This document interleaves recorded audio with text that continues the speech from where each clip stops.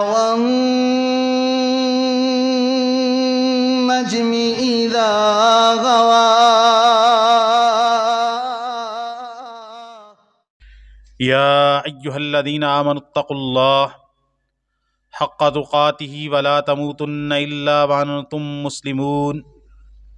يا أيها الناس اتقوا ربكم الذي خلقكم من نفس واحدة وخلق منها زوجها وبث منهما رجالا كثيرا ونساء واتقوا الله الذي تساءلون به والأرحام ان اللہ کان علیکم رقیبا یا ایہا الذین آمنوا اتقوا اللہ وقولوا قولا سدیدا یصلح لکم اعمالکم ویغفر لکم ذنوبکم ومن یطع اللہ ورسولہ فقد فاز فوزا عظیما اما بعد فإن خیر الحدیث کتاب اللہ وخیر الہدی ہدی محمد صلی اللہ علیہ وسلم وشر الامور محدثاتها وکل محدثۃ بدعہ وَكُلَّ بِدْعَةٍ ضَلَالَةٍ۔ تمام قسم کی حمد و ثنا، تعریفات، تسبیحات، تمجیدات، بزرگی، بڑائی، پاکی، تقدیس و تحمید اکیلے اللہ رب العالمین کے لیے ہے، جو ہم سب کا خالق، مالک، رازق اور مدبر ہے، اور پھر لاکھوں کروڑوں درود و سلام ہوں اس ہستی اقدس و مقدس پر کہ جن کا نام نامی اسم گرامی محمد الرسول اللہ صلی اللہ علیہ وآلہ وسلم ہے۔ گزشتہ دو خطبات میں آپ کے سامنے ان چیزوں کا ذکر کیا ہے کہ جو انسان کے فوت ہو جانے کے بعد، ایک مسلمان مومن کی وفات کے بعد جن اعمال کا اجر و ثواب اس کے لیے جاری رہتا ہے، چلتا رہتا ہے، اس کی موت کے ساتھ ان کا اجر و ثواب رکتا نہیں ہے، بلکہ وہ سلسلہ جب تک اللہ تعالیٰ چاہتے ہیں، جب تک ان کا نفع لوگوں تک پہنچتا رہتا ہے، تب تک ثواب کا سلسلہ بھی اس بندے کے لیے جاری رہتا ہے۔ تو ان میں سے جو چیزیں آپ کے سامنے ذکر کی تھیں، ان میں سے ایک چیز جو بندے کے اپنے ہاتھ سے کیا ہوا صدقہ کہ جس کا فائدہ لوگوں تک آگے جاری رہنے والا ہے، تو اس کا ثواب بھی آگے جاری رہے گا۔ چاہے بندہ فوت ہو گیا لیکن اس نے صدقہ کر دیا، اس نے لوگوں پر خرچ کر دیا، اور لوگوں کی خیر خواہی یا اللہ تعالیٰ کے راستے کے اندر وہ صدقہ کر دیا۔ اب وہ صدقہ جس چیز پر اس نے کیا تھا اس کا فائدہ لوگوں کو حاصل ہو رہا ہے یا دین کو حاصل ہو رہا ہے، تو اس شخص کو تب تک اس کا ثواب ملتا رہے گا جب تک کہ وہ صدقہ یا صدقے کا فائدہ جاری رہے گا، اس کا ثواب جاری رہے گا۔ دوسری چیز، جو علم بندہ چھوڑ کے گیا اور اس سے لوگ فائدہ اٹھاتے ہیں۔ اور تیسری چیز، قرآن مجید چھوڑ کر گیا، لوگوں میں قرآن مجید کو عام کر کے گیا۔ اور چوتھی چیز جو رسول اللہ صلی اللہ علیہ وسلم نے بیان کی، نیک اولاد، جس کی وہ تربیت اس نے کی، تو نیک اولاد بعد میں اپنے جانشین کے طور پر اس زمین پر اپنی موت کے بعد اس نے نیک اولاد چھوڑی، نیک اولاد اس کے لیے دعا کرتی ہے، تو اس کا ثواب بھی اور نیک اولاد کے اعمال جو وہ اس بندے کے صدقہ کے طور پر کرتے ہیں یا دعا کے طور پر کرتے ہیں، تو اس شخص کو اپنی اولاد کی دعا کا زیادہ فائدہ ہوتا ہے۔ اور اس کے بعد رسول اللہ صلی اللہ علیہ وسلم نے فرمایا، اس بندے نے اللہ کے لیے کوئی مسجد بنوائی ہو تو ظاہر ہے جب تک مسجد چلتی رہے گی اس بندے کا ثواب قبر کے اندر بھی اس بندے کو پہنچتا رہے گا۔ اور رسول اللہ صلی اللہ علیہ وسلم نے فرمایا، اس کے بعد وہ شخص کہ جس نے کوئی کنواں کھدوا دیا، یہ بھی صدقہ جاریہ میں ہی آ جاتا ہے، لیکن آپ علیہ الصلاۃ والسلام نے اس کو الگ سے ذکر کیا کہ پانی کا انتظام کیا لوگوں کے لیے، لوگ پانی پیتے رہیں گے، فائدہ اٹھاتے رہیں گے، اس شخص کو اس کے مرنے کے بعد بھی اس کا ثواب جاری رہے گا، جیسے وہ پانی کا بہاؤ جاری رہے گا، اس کا ثواب جاری رہے گا قبر کے اندر۔ اور پھر آپ علیہ الصلاۃ والسلام نے فرمایا اس نے کوئی سرائے تعمیر کروائے، مہمانوں کے لیے، مسافروں کے لیے، پردیسیوں کے لیے کھانے کا یا رہائش کا انتظام کیا، یہ بھی صدقہ جاریہ کی اقسام میں ایک قسم آ جاتی ہے، لیکن رسول اللہ صلی اللہ علیہ وسلم نے اس کو بالخصوص الگ سے ذکر کیا ہے۔ اور اس کے بعد وہ شخص کہ جس نے اللہ تعالیٰ کے راستے کے اندر اسلامی حکومت، اسلامی ریاست، دین اسلام کی حفاظت کے لیے اس نے پہرا دیا میدان جہاد کے اندر،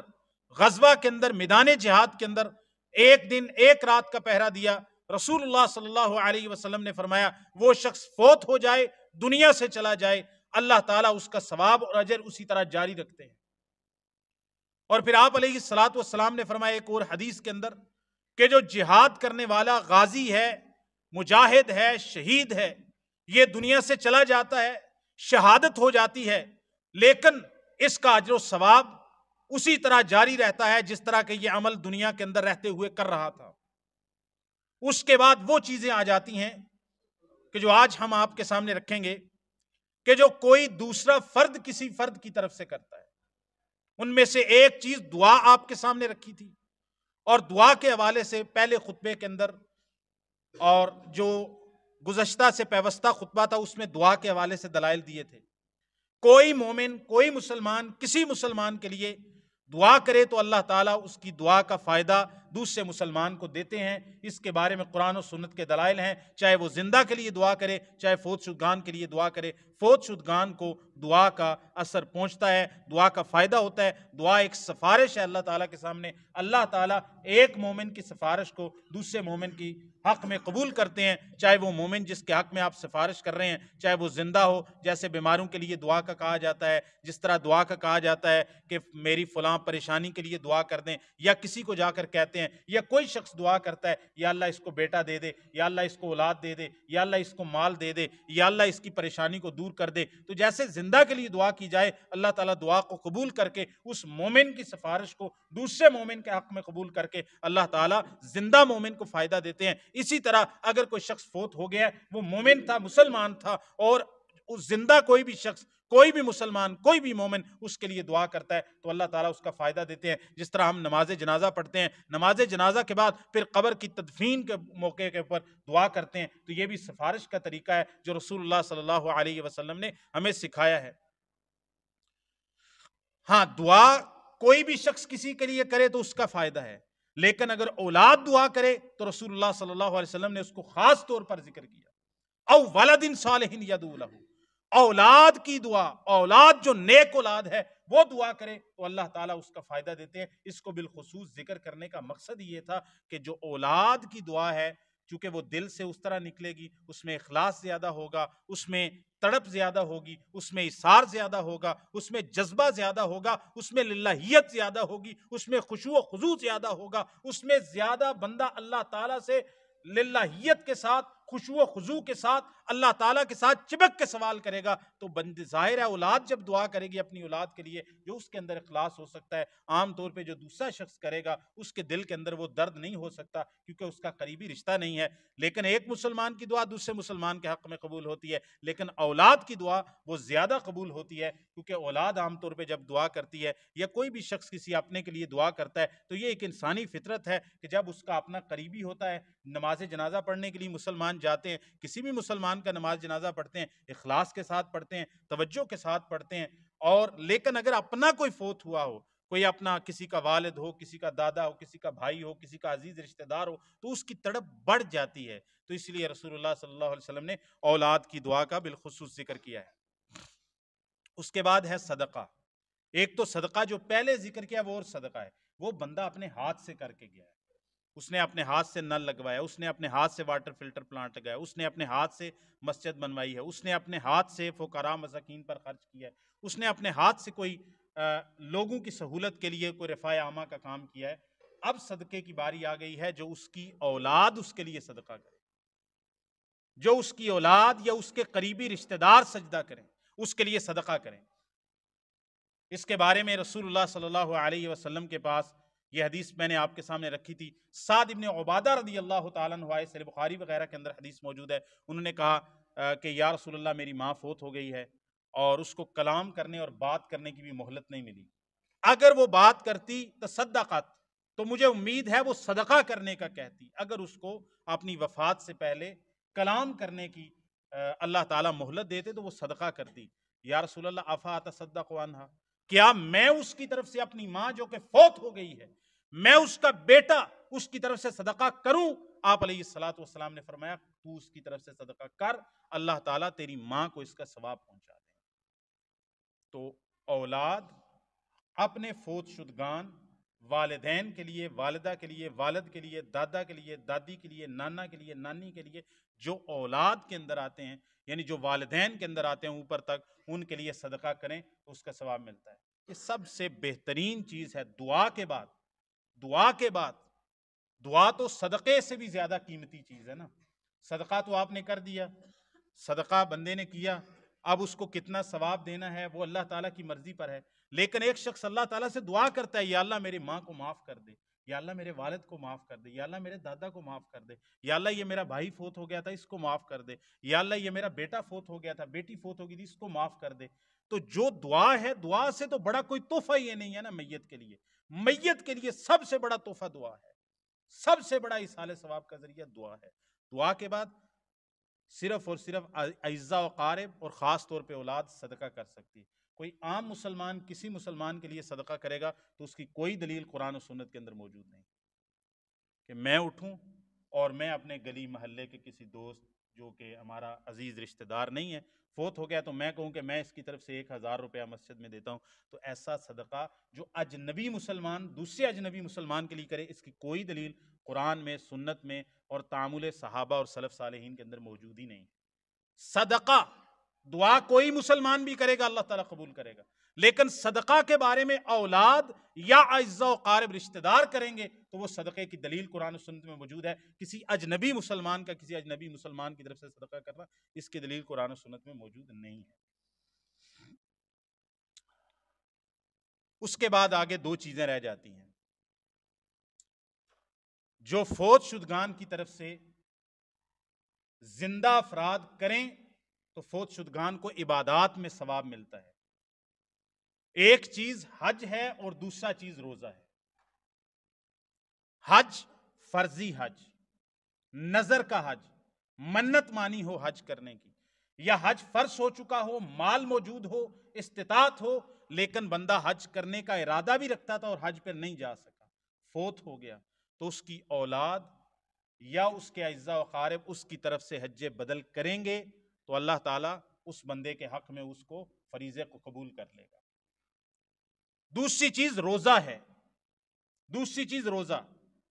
روزہ نفلی روزہ کوئی میت کی طرف سے نہیں رکھ سکتا۔ کوئی نفلی روزہ کہ یہ سوموار کا روزہ رکھا ہے یہ امی جی کے لیے، یہ ابو جی کے لیے، یہ دادا جی کے لیے، یہ دادی جی کے لیے، ایسے روزہ رکھنے کی کوئی تصور اسلام میں موجود نہیں ہے۔ میت کی طرف سے، میت کی طرف سے ہی نہیں، زندہ کی طرف سے بھی کوئی روزہ رکھ ہی نہیں سکتا۔ میت کی طرف سے صرف اور صرف 2 طرح کا روزہ رکھنے کی نہ صرف اسلام نے اجازت دیا بلکہ حکم دیا ہے۔ یہ اولیاء کے اوپر قرض ہے، ان کے اوپر حکم ہے کہ وہ کریں۔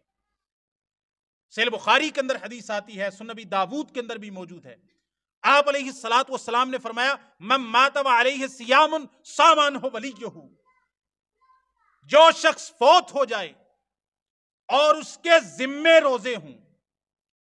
اس کے ذمے روزے ہوں، صام عنہ ولیہ، اس کا میت کے ذمے جو روزے ہوتے ہیں، جو اس کے اوپر لازم روزے ہوتے ہیں، اس کا ولی اس کی طرف سے روزہ رکھے۔ جو شخص فوت ہو جائے وعلیہ صیام، اور اس کے ذمے کوئی روزہ ہو، لازم روزہ، فرض روزہ، واجب روزہ، مرد نظر کا روزہ، منت کا روزہ، جو فرض ہے لازم ہے، وہ فوت ہو گیا نہیں رکھ سکا، اس کے ذمے رمضان کے روزوں کی کوئی قضا رہتی تھی، اس کے ذمے رمضان کے روزے جس میں وہ بیمار رہا لیکن اس کی قضا نہیں دے سکا، رمضان کے روزے جس میں وہ سفر پہ گیا روزے چھوڑے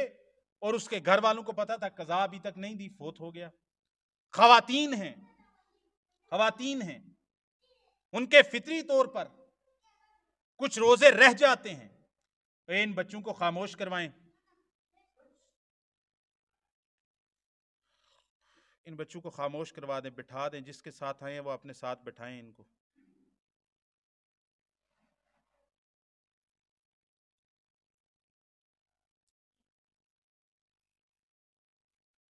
تو روزہ فرض روزہ جس طرح خواتین کے روزے فطری طور پر روزے رہ جاتے ہیں، اب اس کی بیٹی کو، اس کی بہو کو، اس کی بہن کو یا اس کے شوہر کو بھی ان معاملات کا پتہ ہوتا ہے کہ اس کے رمضان کے یہ روزے رہتے ہیں اور ابھی تک اس نے قضا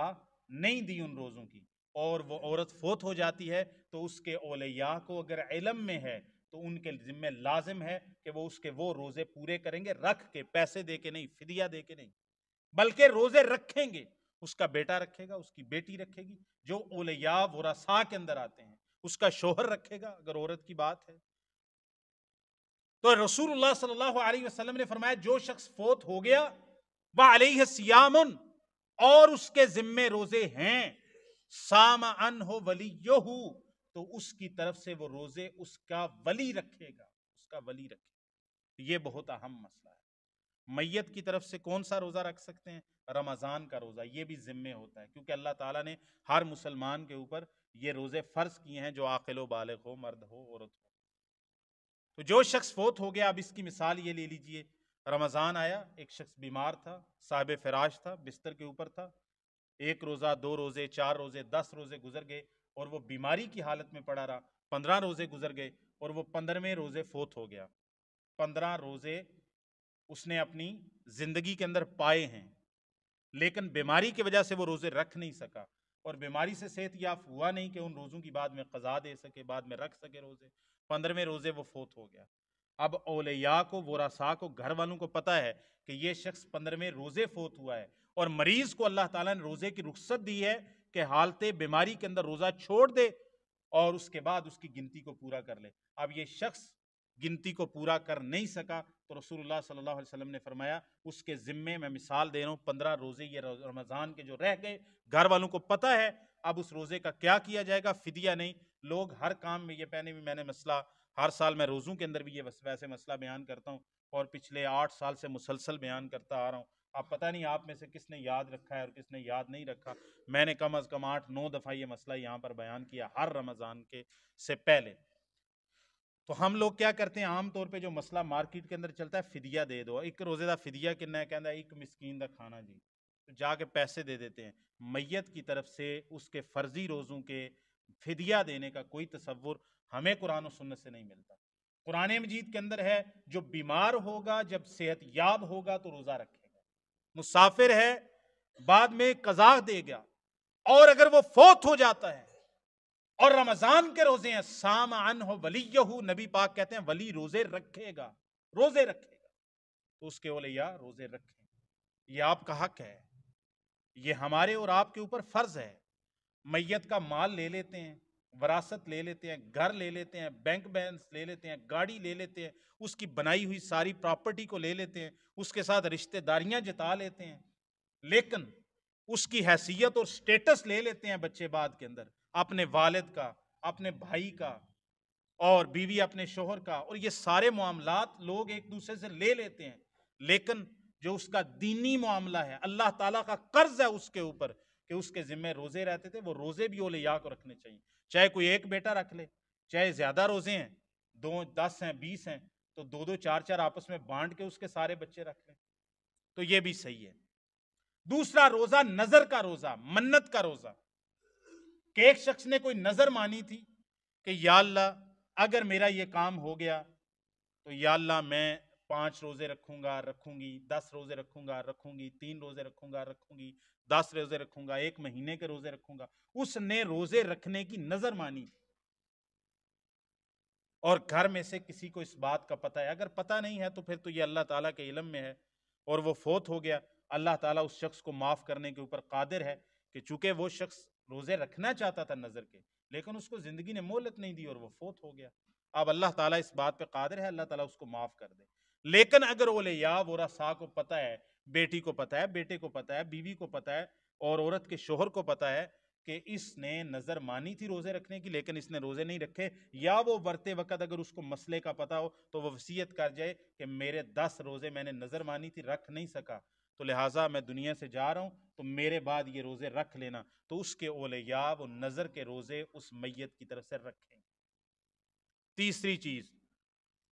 کفارے کے روزے، دین اسلام کے اندر کچھ جرائم ایسے ہیں جن کی وجہ سے بندے کے اوپر کفارہ پڑتا ہے، اور وہ کفارہ جرمانہ روزے کی صورت میں پڑتا ہے۔ جیسے کوئی شخص قتل خطا کر دے تو اس شخص کے لیے ایک تو دیت دینا ہے، اور دوسرا 2 مہینے کے مسلسل روزے رکھنے ہیں۔ کتنے مہینے کے؟ 2 مہینے کے مسلسل روزے رکھنے ہوتے ہیں۔ اب ایک شخص سے کوئی اس طرح ہو گیا، خطا کے ساتھ قتل ہو گیا اور وہ شخص فوت بھی ہو گیا، دیت دے دی نہ دی، معاف ہو گئی اولیاء ورثاء مقتول کی طرف سے، لیکن یہ روزے 2 مہینے کے یہ کفارہ ہے اور اس شخص نے روزے رکھنے ہیں۔ ایک کفارے کی ایک اور صورت ہے، اگر کوئی شخص زہار کر دیتا ہے اپنی بیوی سے،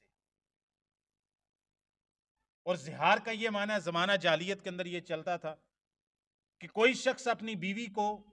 احتراماً یہ کہتا تھا کہ آج کے بعد تو میرے اوپر اس طرح حرام ہے جس طرح میری ماں میرے اوپر حرام ہے، اور اس کے ساتھ زمانہ جاہلیت کے اندر وہ یہ سمجھتے تھے کہ نکاح ختم ہو جاتا ہے اور میاں بیوی کا آپس میں نکاح ختم ہو جاتا ہے، اور وہ اس کی حرمت اسی طرح ہو جاتی ہے جس طرح کہ ماں کی حرمت ہے۔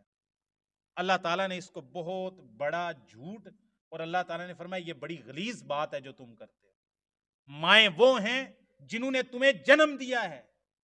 جس بیوی کے ساتھ ساری زندگی جو ہے وہ سلسلہ نکاح کے اندر رہا، عقد کے اندر رہا، آج اٹھ کر کہتا ہے کہ وہ میری ماں کی طرح میرے اوپر حرام ہوگی، کتنی گندی بات ہے۔ ٹھیک ہے، تو بہرحال چلتا تھا۔ تو سیدہ خولہ رضی اللہ تعالیٰ عنہ، یہ سورہ جو اللہ تعالیٰ نے المجادلہ نازل کی ہے، مجادلہ کا معنی ہے جھگڑا کرنے والی، مجادلہ کیا معنی ہے؟ جھگڑا کرنے والی۔ تو وہ عورت آئی نا سیدہ خولہ رضی اللہ تعالیٰ عنہ، تو رات کا وقت تھا اور اس کے شوہر نے اس کو زہار کر دیا تھا اور کہا تھا کہ تو میرے انتی علیہ کا زہر امی، تو زہر زہار سے نکلا ہے، زہر پشت کو کہتے ہیں، تو اس نے زہار کر دیا سیدہ خولہ رضی اللہ تعالی عنہا کے شوہر نے۔ اور زمانہ جاہلیت کے اندر، اسلام کے اندر اس کے بارے میں کوئی احکامات ابھی نازل نہیں ہوئے تھے۔ اس نے آ کے کہا یا رسول اللہ، آپ کے دروازے پہ دستک دی، آپ علیہ الصلاۃ والسلام آرام فرما رہے تھے، سیدہ عائشہ نے ان کو روکا، انہوں نے کہا نہیں میرا مسئلہ بہت بڑا ہے، میں کدھر جاؤں، اس عمر کے اندر میرے بچے ہیں، اولاد ہیں، تو میں کیا کروں؟ سیدہ عائشہ نے کہا صبح آ جانا۔ بہرحال وہ رسول اللہ صلی اللہ علیہ وسلم تک پہنچ گئی، آپ نے اس کی بات سنی، اس نے آ کے کہا کہ میرا یہ مسئلہ ہے، تو رسول اللہ صلی اللہ علیہ وسلم اللہ کی وحی کے بغیر شرعی احکام کے اندر بات نہیں کرتے تھے۔ یہ اللہ کے رسول تھے، وہ اللہ کے نبی تھے، بغیر وحی کے، بغیر اللہ تعالیٰ کی اطلاع کے، بغیر اللہ تعالیٰ کے بتائے رسول اللہ صلی اللہ علیہ وسلم شرعی امور کے اندر وما ينطق عن الهوى ان هو الا وحی يوحى۔ رسول اللہ صلی اللہ علیہ وسلم نے فرمایا اس معاشرے کا دستور تو یہی ہے، اور میرے اوپر اس کے بارے میں ابھی تک کوئی حکم اللہ تعالیٰ نے نازل نہیں کیا، لہٰذا تو جا۔ اور کہنے کا مطلب یہ تھا کہ اس زمانے کے دستور کے مطابق اب وہی دستور چلے گا جو معاشرے کے اندر چل رہا ہے، اور اسلام نے اس کے منع نہیں کیا۔ رسول اللہ صلی اللہ علیہ وسلم کے دروازے سے نکلی اور اس عورت نے اللہ تعالیٰ کے سامنے اپنی درخواست رکھ دی، قد سمع اللہ قول التی تجادلک فی زوجہا وتشتکی الی اللہ۔ اللہ تعالیٰ نے اس کی بات سن لی ہے جو ہے یا رسول اللہ صلی اللہ علیہ وسلم، جو آپ سے جھگڑا کر رہی تھی اپنے خامند کے بارے میں، اور اللہ تعالیٰ وتشتکی الی اللہ، اور اللہ تعالیٰ کی طرف شکایت کر دی، اللہ نے اس کی بات سن لی ہے۔ تو یہ سیدہ خولہ رضی رسول اللہ صلی اللہ علیہ وسلم کو اللہ تعالیٰ نے بستر سے اٹھایا، نیند سے اٹھایا، اور یہ آیت کریمہ نازل کر کے کہا جائیں خولہ کا مسئلہ حل کریں۔ سیدنا عمر رضی اللہ تعالیٰ کے زمانے کے اندر نا امیر المومنین تھے، سیدنا عمر کا جلال بھی بڑا تھا، تو مدینے کے اندر کوئی جرت نہیں کرتا تھا کہ سیدنا عمر رضی اللہ تعالیٰ آ رہے ہوں تو ایسے ہی حضرت سیدنا عمر کے سامنے آ جائے۔ ویسے بھی سیدنا عمر کی شخصیت ایسی تھی، ہر بندہ جو ہے وہ اتنا نہیں کہ سیدنا عمر کے سامنے کھڑا ہو سکے۔ یہ نہیں کہ سیدنا عمر سخت تھے، یہ ہمارے معاشرے کے اندر نا سیدنا عمر کی اتنی شخصیت کو کہہ لے کہ غلط جو ہے نا وہ لوگوں کے سامنے رکھا کہ سیدنا عمر بڑے سخت تھے۔ بڑا سخت ہونے کا مطلب کوئی بد اخلاق تھے، سیدنا عمر سے بڑا اخلاق والا کوئی گزرا ہی نہیں ہے ہم بھیا کے بعد، آپ پتہ ہی نہیں ہے۔ جلال کا ان کا مطلب یہ ہے کہ اللہ تعالیٰ کے دین کے معاملے میں بہت غیرت والے تھے، برداشت نہیں اس چیز ہے، جو اللہ کے دین کا مسئلہ اس میں ڈٹ جانے والے تھے۔ تو لوگوں کے اندر پتہ نہیں اللہ تعالیٰ وہ ایک جلال اللہ نے روب ڈال دیا ہوتا ہے، اور اس کی ایک مثال ہے رسول اللہ صلی اللہ علیہ وسلم نے دیکھا کچھ عورتیں جو ہے وہ کچھ لڑکیاں عورتیں دف بجا رہی تھیں اور گیت گا رہی تھیں، تو سیدنا عمر رضی اللہ تعالیٰ آئے تو سارے لوگ دوڑ پڑے۔ صحیح بخاری میں حدیث ہے، رسول اللہ صلی اللہ علیہ وسلم نے فرمایا عمر اللہ تعالیٰ نے اتنا تیرا روب رکھا ہے کہ جب یہ تھے اور تو آیا ہے تو شیطان بھاگ گیا یہاں سے.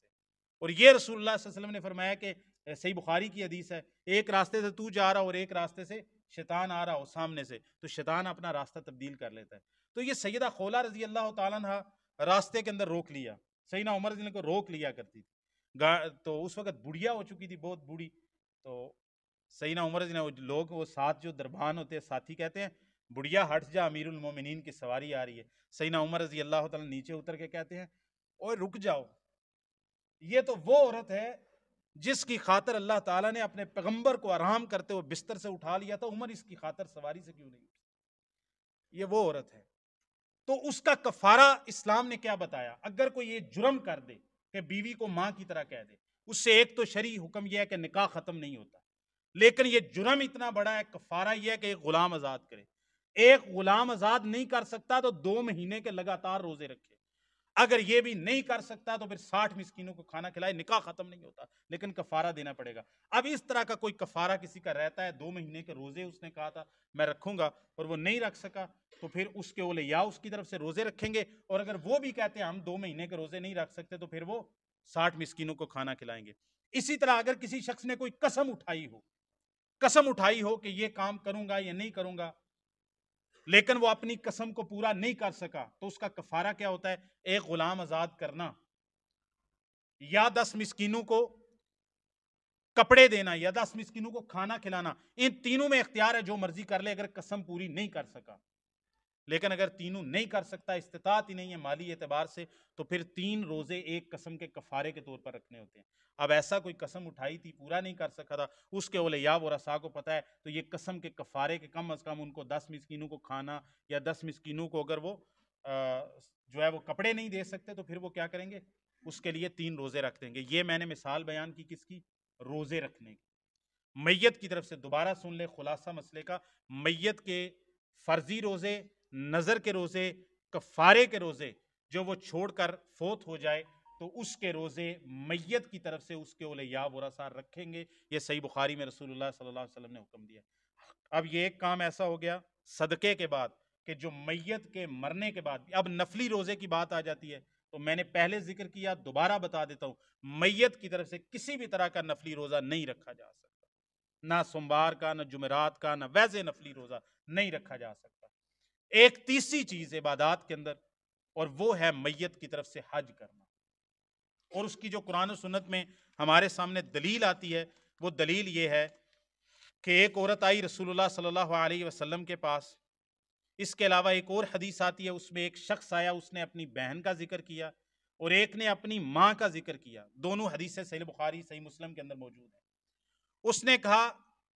کہ میری ماں فوت ہو گئی ہے، اور دوسرے شخص نے کہا میری بہن فوت ہو گئی ہے، اور اس نے حج نہیں کیا تھا. اور جس نے بہن کے بارے میں آ کے کہا بہن فوت ہو گئی ہے، ان نے کہا ان اختی نظرت ان تحج فلم تحج حتی ماتت. یا رسول اللہ میری بہن نے نظر مانی تھی حج کرنے کی، اور وہ حج کیے بغیر، یہ نظر پوری کیے بغیر فوت ہو گئی ہے. افا حج عنہا، یا رسول اللہ کہ اپنی بہن کے وہ حج والی نظر میں پوری کروں؟ اور ایک عورت جس نے آ کے کہا کہ میرا باپ فوت ہو گیا ہے یا میری ماں فوت ہو گئی ہے اور اس نے حج نہیں کیا تھا کبھی بھی، یا رسول اللہ کیا میں اس کی طرف سے وہ فرضی حج کر سکتی ہوں؟ تو رسول اللہ صلی اللہ علیہ وسلم نے فرمایا، سوال کیا دونوں سے. آپ نے فرمایا بتاؤ اگر تمہاری میت کے اوپر، یعنی تیری ماں کے اوپر، اور بہن کا جس نے سوال کیا تیری بہن کے اوپر، اگر لوگوں کا کوئی قرضہ ہوتا، کوئی قرض ہوتا مالی، انہوں نے کسی کا دینا ہوتا، حل کنتی تقزینا، اور بندے کو کہا کنتا قاضیہو، کیا تو اپنی بہن کا قرض ادا کرنا تھا اگر اس نے لوگوں کا قرض دینا ہوتا؟ اور عورت کو کہا اگر تیری ماں نے کسی کا قرض دینا ہوتا تو کیا تو اس کا قرض ادا تو نے کرنا تھا؟ اس نے کہا ہاں میں نے کرنا تھا. آپ صلی اللہ علیہ وسلم نے فرمایا فدین اللہ حق ان یقضا، اللہ تعالیٰ کا قرض زیادہ حقدار ہے کہ اس کو ادا کیا جائے.